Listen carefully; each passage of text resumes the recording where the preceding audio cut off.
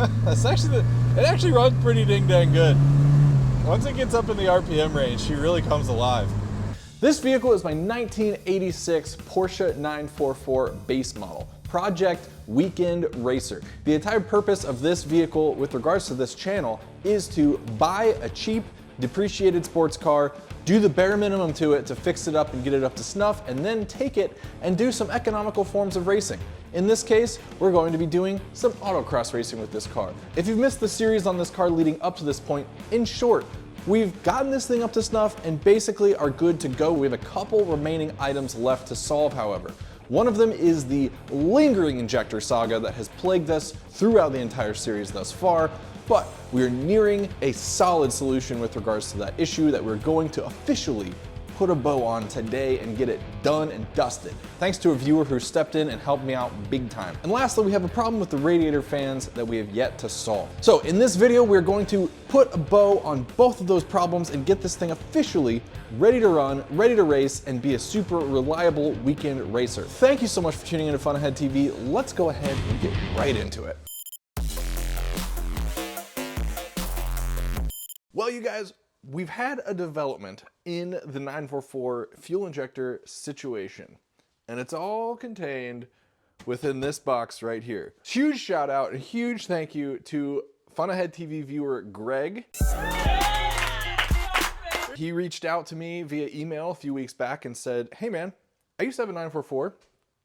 I have a bunch of spare 944 parts that are just sitting there collecting dust on shelves in my garage, and I'll just give them to you. I'll just send them your way. Those parts happen to include fuel rails, several injectors, and even a DME. And for the non-Porsche people, that means basically an engine computer. So I'm very excited to see what is inside of this box. We'll do an unboxing in just 1 second, but I just want to go ahead and say thank you so much, Greg. I super appreciate you for just thinking to reach out and you know, help me out with this issue, this ongoing saga that I've been having.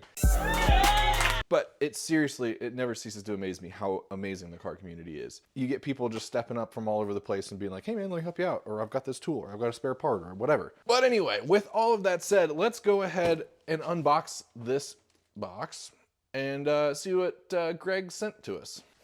Alrighty, let's go ahead and pop this puppy open. All right. Here is our Bosch Motronic DME. Awesome. I'm not sure if this is the same one that's in my car, but I'll have to just double check that and confirm. Might be though. And then here are our 2 fuel rails. Seems like they survived the trip okay. Nice. We have 2 complete fuel rails and a DME. Greg, you're the freaking man. Thank you so much. With regards to the injectors, of course, we have 8 injectors here and we have 2 fuel rails. And if we walk over to the car right away, you can tell that this fuel rail is different than the one that's on the car. Reason being, this is one of the things that they updated in 1985.5. So the 1986 model year, which this car is, does have a different style fuel rail. But that is actually not that big of a deal. So these injectors, if you look at the part number, they are a different number. I'm not gonna be able to focus on this, so I don't even know why I'm really trying. But they end in 150201. Mine end in 150158. So if you look on the Clark's Garage webpage for the fuel injectors and you scroll down and see the different part numbers and specifications, yada yada, that were applied to various years and trim levels of 944. Fortunately, the base 944, while it does have a different part number, supposedly the older style fuel injectors do work on the newer car. They have a slightly different flow rating. The internal resistance should be the exact same, and apparently they just have less noise dampening on the inside of the older ones. You can hear more of like an injector hammering sound, but I don't really care if we have some noisy injectors as long as they work and as long as they spray fuel correctly into the intake manifold in a similar way to what the vehicle is expecting to see. I don't know why I'm walking over there. So let me tell you the plan of attack. Like I said, we've got our 8 injectors here. What we need to do is pull these things out of the fuel rails that they're in currently, and we're gonna go ahead and test them just by hooking up a battery to them, put 12 volts to them, and see if we can hear them open up. If we do hear them open up, then that means that there are signs of life, and that they could potentially work on the car still. Of course, they've been sitting on a shelf for I don't know how many years, and they haven't had fuel in them for a very long time, so there's a possibility that they're maybe corroded up or seized up or something. If we do hook up a 12-volt battery and hear that they do open and close, well, then we can throw them on the car and test to see if they leak. If they do open and close and they don't leak and the car can run on them, then the next plan of attack is to send them out to GB remanufacturing, get these puppies remanufactured, refurbished. Then we will have potentially up to 8 perfectly good fuel injectors that we can just swap in and out with the ones that are RTV'd up in this car. So that's the plan of attack. Let's go ahead and start with doing the 12-volt check. Back here on the bench, you can see I've gotten the fuel injectors out of their respective rails. So we kind of had 2 different situations with these injectors. One rail you could definitely tell was put away with some fuel in it. When you look at this injector here, you can see some kind of shininess up on the upper portion of this O-ring here, whereas the lower portion of it is not shiny and it's just rubbery. That's varnish. That means the fuel has aged and just turned into a varnish. And in fact, it even just smells like varnish. That's not a great sign that these injectors are going to open and work properly, just because it's very possible that they are also varnished all throughout the inside of them. But that doesn't mean they can't be brought back around. However, the other rail was, I think, put away dry because it didn't seem to have any remnants of fuel in it and no signs of any varnish. You can see this O-ring looks a lot better and is just rubber consistency throughout and is not shiny at all. So anyway, let's go ahead and look at our voltage test rig and I'll show you what we got going on there. All right, what you're seeing here is the fuel injector voltage test rig. If it looks sketchy, it's because it is. But what we got going on here is on the negative side, we've got my test light. On the positive side, I went ahead and cut a wire off of a battery tender harness. And that way we've got an open wire here. And that was able to go just straight to the positive side of the battery. Cool? Cool. So we'll get an injector, put in my vise here, and then without touching the positive and negative together, we'll try and test and see if we can hear any clicking. Listen closely. We're listening for clicking. Ooh, there we go. Nice. That injector clicked. So it's not opening every single time. You can see my test light here as I'm touching it off. It's getting continuity through the injector, which is why the test light is coming on. But it's not opening and closing the injector every time. We should be hearing like click, click, click, click, click, click, click, click, click, click as I do that, but it's just kind of clicking every now and then. Try the other side here. There we go. So it is opening and closing. So I'm hopeful that with some fuel in it, that it will start actually behaving correctly. So that would be nice. Awesome. We can go ahead and put this one in the goodish pile. Okay, well, I'm just going to go ahead and test all the rest of them and see what we got. Let's find out. A few moments later. Well, as it turns out, final score, 1 clicky, 7 no clicky. But honestly, I'm not thinking that all hope is lost here. Because like I said, these things haven't moved for years and they're 40 plus years old. What I'm going to go ahead and do is grab some old Tupperware, pour some injector cleaner in it, and just soak these things in injector cleaner for a day or 2. And I realize that they won't be open, like as in held open electronically, but at least they'll be able to get some liquid from both sides of the injector, and hopefully that'll kind of be able to work in there and loosen the thing up. And then we'll go ahead and retest them and see if any of them have loosened up from there. Obviously, we're going to go ahead and throw in our 1 clicky one as well because it was clicking somewhat inconsistently. Let's go ahead and do that, and hopefully we can free some of these puppies up. Well, your boy's got updates. Let me update you. I've got 6 of the injectors sitting here soaking in some Lucas oil injector concentrate cleaner. I was able to resurrect 1 more and get some clicky out of it. So as you can see, I've gone ahead and put the FVD Braunbacher injector tips and O-rings actually onto these 2 that did show some signs of life. I'm gonna go ahead and just throw these on the car and see if we can get the car to run on 4 cylinders. I'm sure that even if the car does want to run with these injectors, it's gonna run pretty rough for a couple minutes while these things come back online and get their solenoids working again. But nonetheless, I do want to just at least try to throw these on and see what happens. Well, peeps, check this out. Hope you can see down in there enough, but basically, yeah, we've got two of the injectors in there, the two that did show signs of life. They are on cylinders 2 and 3 respectively due to the firing order. So basically now we have a setup of every other injector is a bad injector. Said differently, every other injector is a good injector. So hopefully that kind of lends to giving the engine some balance as far as good combustion goes. So now is the big moment of truth. Hopefully we can get this thing fired and get it running on 4 cylinders.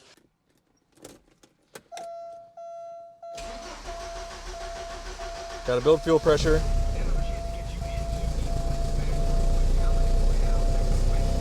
Oh, oh, oh, oh, oh. You guys, did you hear that? We started running on basically like, sounded like 2 injectors, maybe 3, but now I think we're running on 4. I think we are solidly running on 4. So far, I don't see any leaks, but I'm gonna grab my light and double check here in a second. I did put some injector cleaner on these, so that's what you're seeing on the body of the injector right there. If it looks like it's wet, that's that Lucas Oil fuel injector cleaner concentrate. Oh yeah.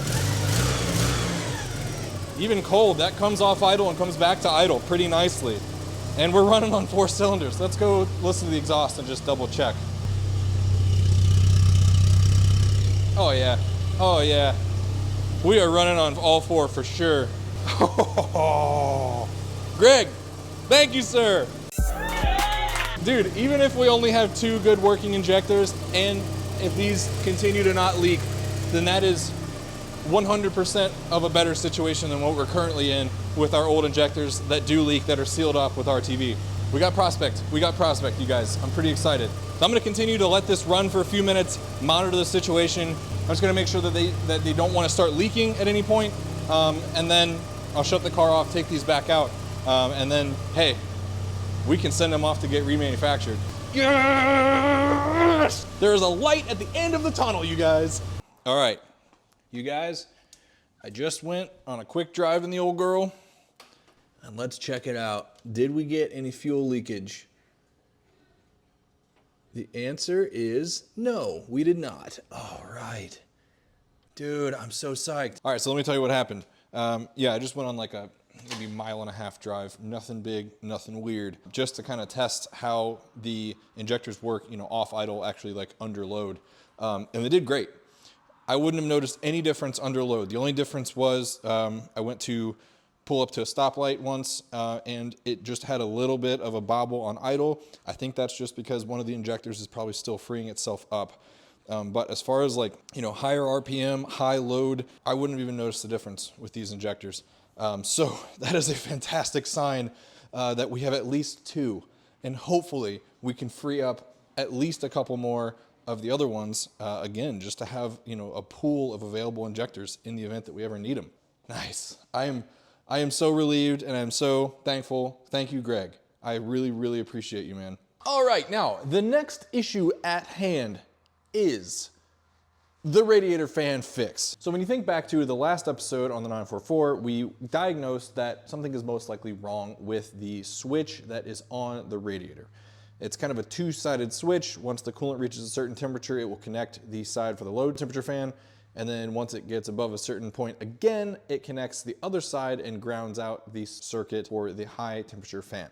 We tested that both sides of the circuit work via the relay that is inside of this box, the fan relay. I was able to physically click over both sides of that relay, and we could click on the low temperature fan and click on the high temperature fan. We were only getting 1 fan for the low temperature fan, but honestly, I don't really care that much. The main one that I'm concerned with right now is the high temperature fan, because if we're in stop and go traffic or in an autocross situation on a hot day and we're making a heck ton of engine heat, we're gonna need to dissipate that heat. And the low temperature fan just isn't gonna cut it even if both are running. So we know the relay works, but for whatever reason, the radiator switch is not kicking over the high temperature fans.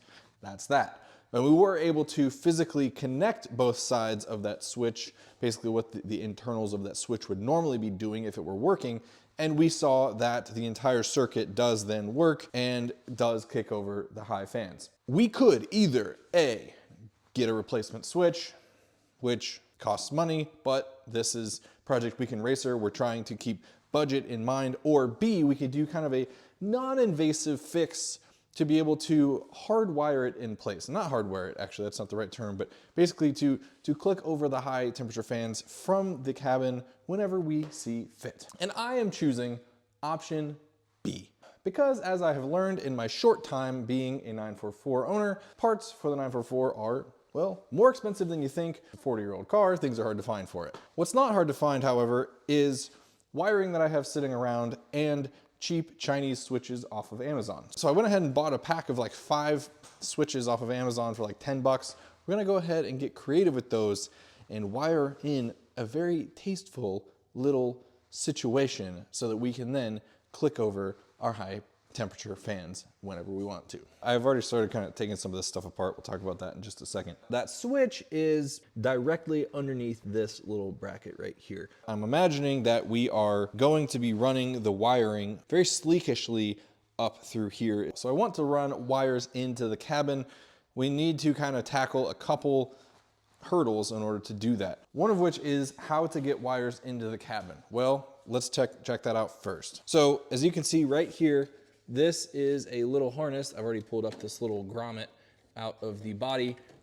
This is the harness for all of the HVAC controls. And when you look down here, you can see daylight, and that is daylight from inside of the cabin. So what I'm going to do is basically route our wire up here, somehow get up over this little bulkhead right here, and then run it through that little hole in the body right there and get it into the cabin. From there, then we have to deal with, okay, how do we discreetly put it somewhere in the center console or underneath the steering wheel somewhere to be able to run this switch? Well, I've thought of a couple different options. Let me go ahead and show you those now. All right, in the cabin of my 944 here, I've already gone ahead and started to take apart the center console a little bit. Normally there's an ashtray right here.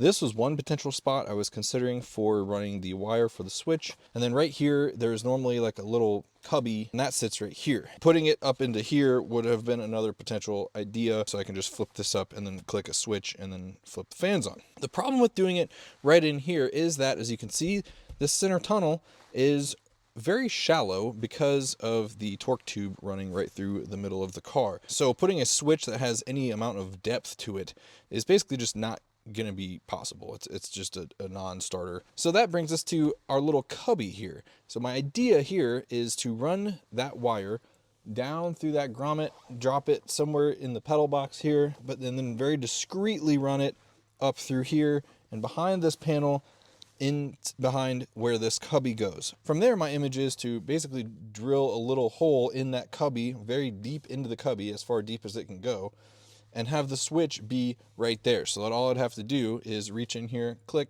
and then click my fans on. That currently is my top prospect because we have the depth, as in we have the room behind the cubby for the wiring to go, and it's, you know, it's still discreet. You're not really going to be able to see it unless you're looking for it. The switch is black, as is all the rest of this interior, so it's not going to stand out significantly, and it's going to achieve our purpose. And it's a very non-invasive thing.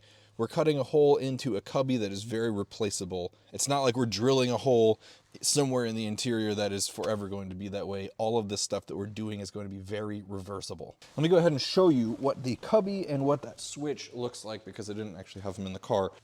Okay, now here is that cubby. As you can see, it's pretty deep. It's, you know, as deep as my hand. My hand can go in there. So my image is to put it kind of on the far left side of it. Since it's your right hand that you're going to be using from the driver's seat, you can easily kind of reach in there and click it over. Here are the switches that I bought off of Amazon. Pretty traditional, you know, whatever kind of switches. Very cheap, but they should do nonetheless. It's not running the actual fan current through this. This is only a sensor side. So it's not like we're running the fan motor current through this little switch or through the wiring. With that in mind, here is the wiring that I had in mind. This is just some old speaker wire that I had yanked out of a cabinet in my house. This super thin gauge stuff should work just fine. I'm gonna go ahead and test it before we start to install this, but it should work because, like I said, not a lot of current is going to be flowing through this. But I'm liking the idea of this because it's so thin, we can very easily, discreetly route it up through that grommet into the cabin of the car, and we'll be able to hide it pretty dang well under the hood. Also, just a note, one pretty cool thing about this, according to Clark's Garage, this circuit is ignition controlled. It would only work when the ignition is on. When the ignition is off, the high fans don't run, which is a good thing, because in the event that, you know, I click on the high fans and I'm driving along, blah, blah, blah, and I pull into somewhere and I forget to click that switch off, well, then my fans will click off too. All right, let's get to doing the thing. Okay, so I've got my harness down again that goes to our radiator fans. If you recall, one is the ground, and that is the solid brown wire, I believe. The brown and the yellow is for the low fan. When that connects, you can hear the low fan running now. And then when you connect the red and white with the solid brown wire, you will hear the high fans. You will hear the high fans. Oh, actually, maybe this is the, I grabbed the wrong brown wire. There's the high fans. So what I'm doing right now is proof of concept for the switch in the cabin idea. So what I'm gonna do here is, using a pretty long section of this wire, I'm gonna hold one end together to simulate the switch being closed to have continuity, and then I'm gonna hold these ends to these wires to see if they click on.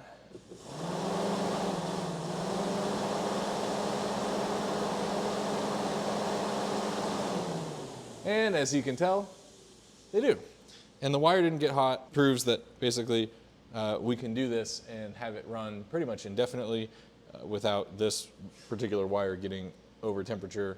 And we don't need to use like a super thick gauge wire. So proof of concept completed. As you can see, we've got the wires for the speaker wire soldered onto the harness. This is gonna get cleaned up significantly once we go up top. But for now, obviously, we just have the rest of the wire dangling down here that we have yet to string up through, you know, the rest of the car. All right, kids, let me show you some cleanliness real quick. Check this out.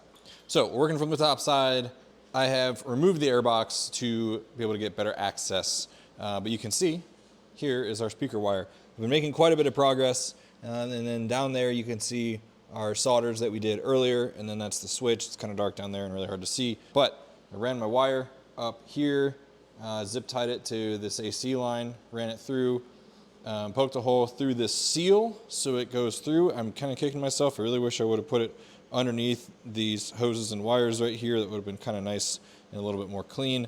And then, dang it, I need my light. One second, let me grab my light. Okay, we're back. So, and then we go through that seal and then down into that grommet that I had mentioned earlier. I just basically poked a little hole through it and was able to feed this wire nicely down into it. Now I'll show you what's going on the inside of the car. Okay, inside the whip, basically we got the wire down up through there. I wired it around kind of towards the front here so that it wasn't getting anywhere near the pedals, and then zip tied it up under here, underneath the dash in a whole bunch of areas, and then ended up getting it up and through here. So now we've got it exactly where we need it to be in order to feed it up and through our little cubby there. And then now let me show you what's going on with the cubby. It's kind of sweet. All right, so here is our cubby. When you look down in there, boom, you can see that sweet, sweet power switch. Pretty clean if you ask me. Once this is installed in the car, we're gonna reach in there and boom, we can click that over to click our fans on. Easy peasy, nice and subtle. Super clean, relatively install, and also because race car.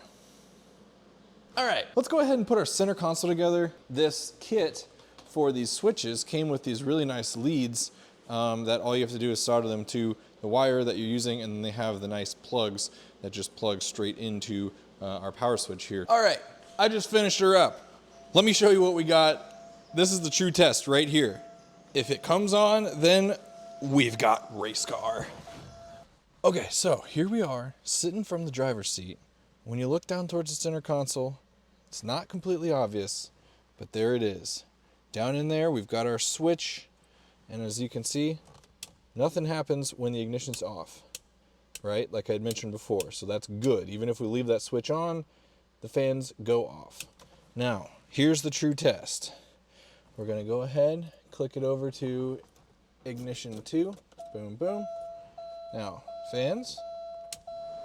Oh, ho, ho, ho. Clean, you guys, clean. Do you hear him running? Do you hear him running? We got high fans on demand. Race car things, baby, race car. Now let's turn out the killer battery there. Okay, so, boom. Successful install of a high fan switch in the center console. Now I just have to finish putting together the center console because like I have all of the screws still out of it and it's still very loose. And then one last thing we're gonna do in this video is bundle up the injectors for good for now. So let me go ahead and bundle up the center console, then we're moving on to that, and we're finally gonna have the injector saga licked for good-ish for now. But like way more officially than what we did before. Okay, here we are working back on the top side of the car, as you can see. I went ahead and put the airbox back in this bad unit, but I have gone ahead and taken apart the fuel rail yet again. Reason being, we are going to set what will be the official final-ish spec until we can get very nice new refreshed injectors. Let me explain. These right here are the two injectors from Greg that did function of the 8 that he gave me, and I've decided that I'm going to put those in for the time being. Now, of course, these injectors from Greg are not refreshed by any means, and I had said that I was gonna send these out and get them remanufactured by GB Remanufacturing. So those are my only two good injectors that basically I have of that entire set, and I want to actually utilize them. What I'm going to do in the meantime is send off at least 4 of the other 6 that Greg sent me and see if GB Remanufacturing is able to remanufacture them for me. As I've said, they will not open and close, and they've been sitting in injector cleaner for about a month now, and I just checked them the other day and they still are not opening and closing, which is unfortunate. I have working ones now, so why would I send them off? And I don't want to continue running the ones that are just sealed up by RTV. We're gonna go ahead and put the 2 injectors back in that work from the set that Greg sent, and then we will throw a bottle or 2 of injector cleaner into the fuel tank, let that kind of run its course through as we just run the engine. That way these injectors can get, you know, nicely lubricated after having been sitting for so long. But I mean, hey, for the most part, they're already getting brought around, so we'll just throw some injector cleaner in there and bring them around even more. Okay, so we've got the old girl bundled up now, fuel rails put all back together. I even put the clips on each of the connectors back on, which I hadn't had on in months because I've been taking this stuff on and off so many times. And I also put the decorative cover back over the fuel rail. I also even just put on the undercover for the first time since buying this car. Big moves, I know. Does that mean we're actually, for real, gonna have this thing in somewhat of a final spec for a while? I think it does. But okay, now that we do have everything back together, I think, let me look. Yep, everything is back together. Let's go ahead and do a quick test fire and make sure that we don't have any fuel leaking, and then we'll go on a real quick test drive. You guys do me a favor and just watch for fuel leaks as I crank this. All right, this is gonna crank for a second, keep in mind, because we don't have any fuel pressure in the rail. Nooch.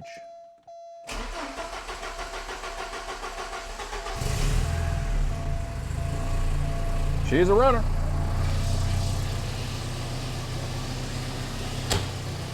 All right, let's see how she looks. So far, I don't see any fuel leaks from our injectors from Greg. Let me get you guys in here real quick. All right, so here we go. Looking down the line of injectors. Obviously, well, hopefully our GB remanufactured injectors on 1 and 4 are not gonna be having any sorts of problems, but cylinders 2 and 3, injectors look really good.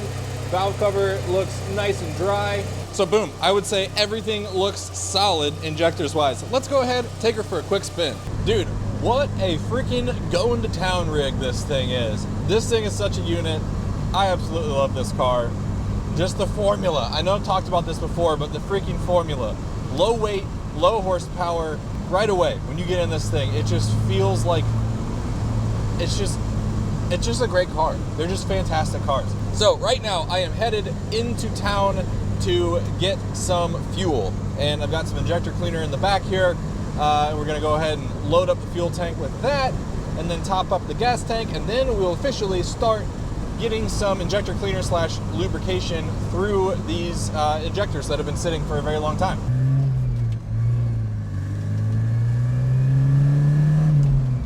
It actually runs pretty dang good. Once it gets up in the RPM range, she really comes alive. These cars are sweet. These cars are sweet. Here's a little corner here. She comes alive right away. Oh yeah.